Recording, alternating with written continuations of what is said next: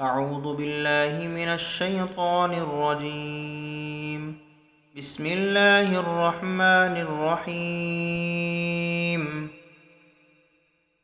إن تمسسكم حسنة تسؤهم وإن تصبكم سيئة يفرحوا بها وإن تصبروا وتتقوا لا يضركم كيدهم شيئا إن الله بما يعملون محيط.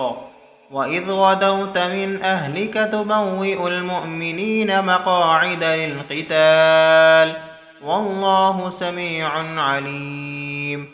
إذ هم الطائفتان منكم أن تفشلا والله وليهما وعلى الله فليتوكل المؤمنون.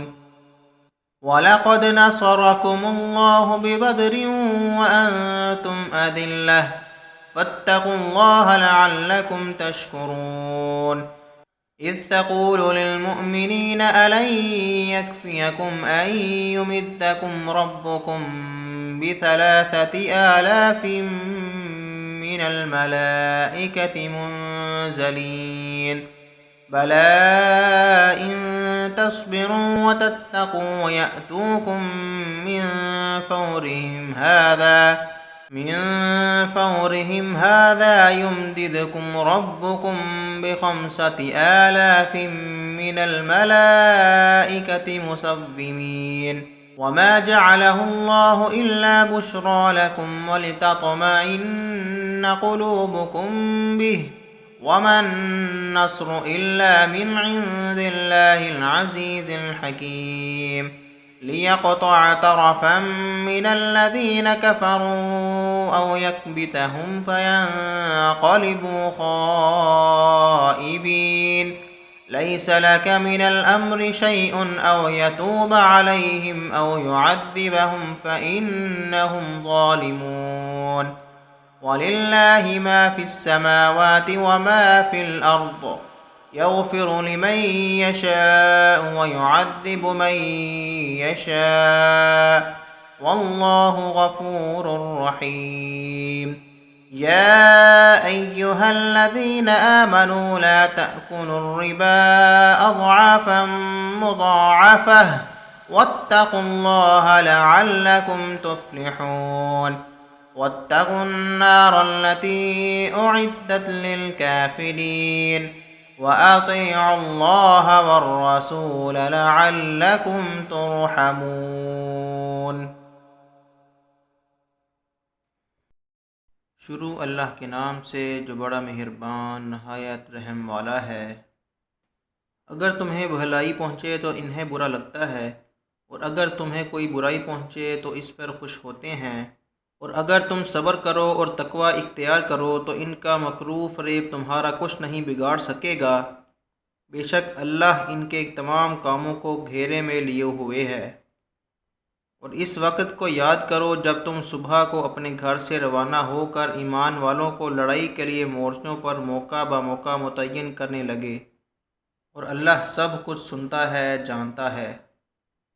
इस वक्त तुम में से 2 जमातों ने जी छोड़ देना चाहा, मगर अल्लाह इनका मददगार था और मोमिनों को तो अल्लाह ही पर भरोसा करना चाहिए।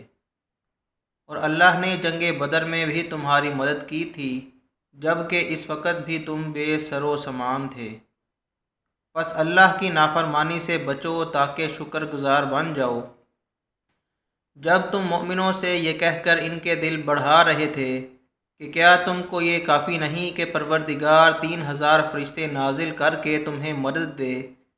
हाँ क्यों नहीं अगर तुम दिल मजबूत रखो और नाफरमानी से बचते रहो और काफिर तुम पर जोश के साथ दफातन हमला कर दे तो तुम्हारा परवरदिगार 5,000 फरिश्ते जिन पर निशान होंगे तुम्हारी मदद के लिए भेजेगा।